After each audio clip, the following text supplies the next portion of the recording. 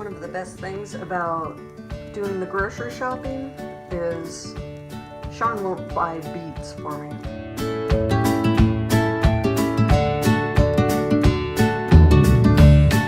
He probably would if I asked nicely. But today I'd like to run you through how I oven roast beets. Alright, so they are too beautiful to eat.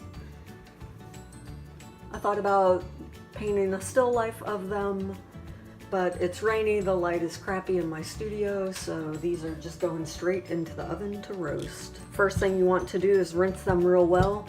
The beauty of this preparation is that you don't need to worry about peeling them before they are oven roasted. You just cut off those tops. I've already scrubbed these with a stiff brush, which removes any kind of dirt or crud that's on the beets. And I will run over them one more time.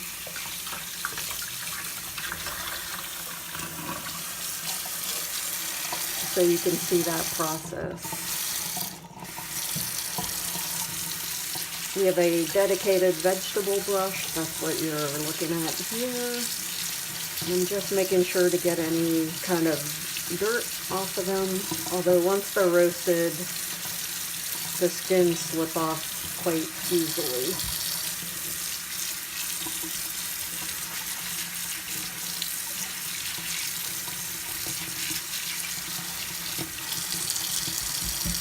Now I do use a special cutting board for the beets because they will stain my Boo's butcher block and I'll regret that. So I've got a little plastic cutting board. It's not the most aesthetically pleasing, but it serves its purpose nicely.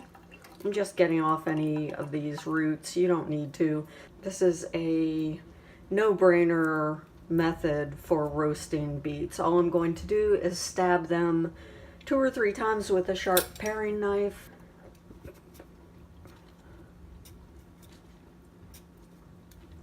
Carefully, keeping my fingers out of the way.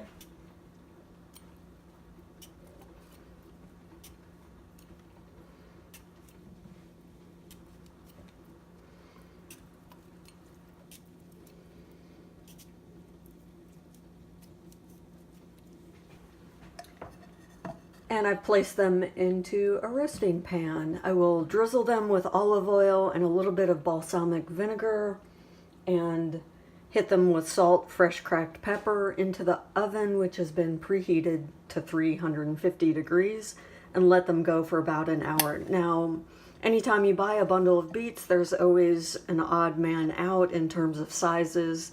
So these two will finish cooking after about an hour or so. This one might need to go longer, but that's fine. I'll show you how to check them on the fly. Kosher salt, fresh cracked pepper, olive oil, and balsamic are all that are required. Dosing them fairly heavily. I will not worry about rolling them around. I will shake them around while they're cooking. And while this might look like a scandalous amount of salt, keep in mind that all of these skins are going to be peeled off and discarded. Almost like roasting beef. That salt really does penetrate and season the vegetable as it's roasting slowly in the oven.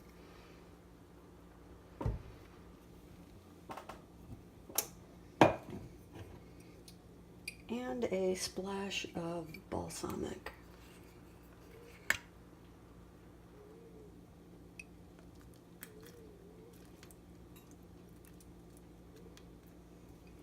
Just a splash. We'll marinate the beets once they're done roasting in fresh balsamic, and they will go into the oven. I will check back with you after they've roasted for about an hour. Okay, quick demo on peeling the completely roasted beets. I don't want to lose any of the flavor.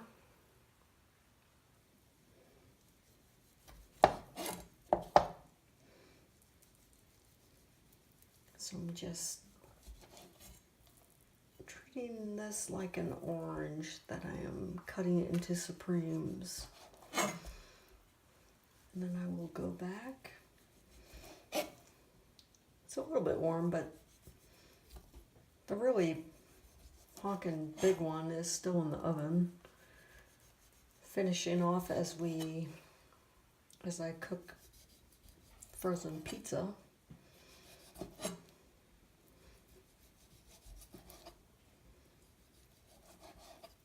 Thoroughly cooked, thoroughly peeled.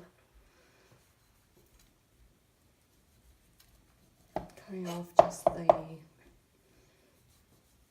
tail end of the skin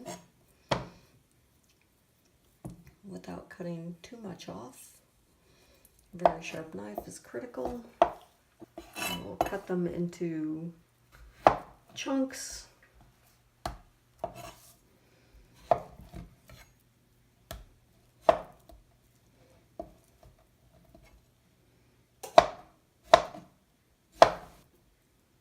There's no right or wrong way to do this.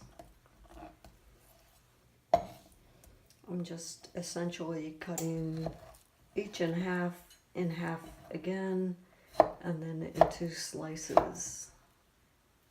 And these slices I will immerse in a balsamic olive oil, salt and pepper marinade.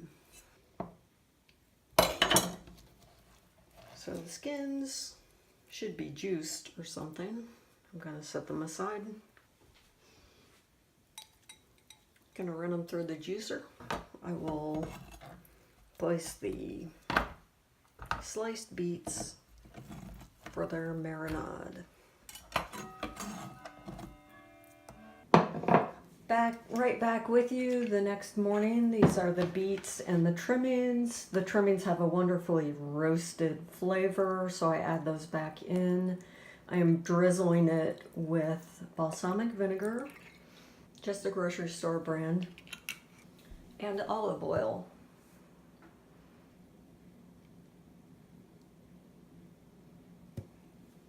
Cracked pepper, and just a little bit of kosher salt. Now, I do not have a problem with sodium. If you do, you can leave out the salt. As long as you have roasted them with salt, they will have an intensified flavor.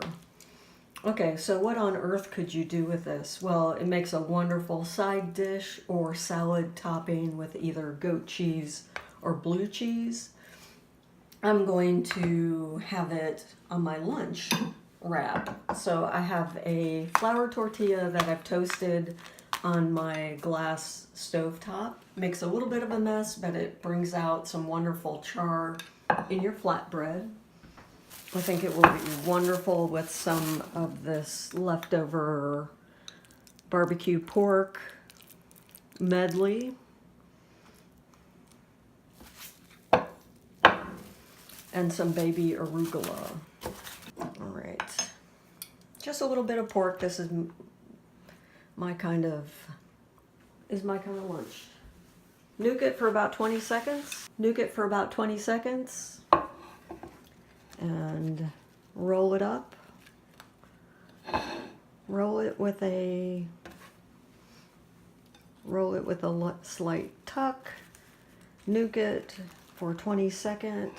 And you have a healthy beet burrito. Thank you so much for joining me as I share one of my favorite slow food processes, one of my favorite meal prep items to keep in the refrigerator to dip into as we're feeding ourselves through the week.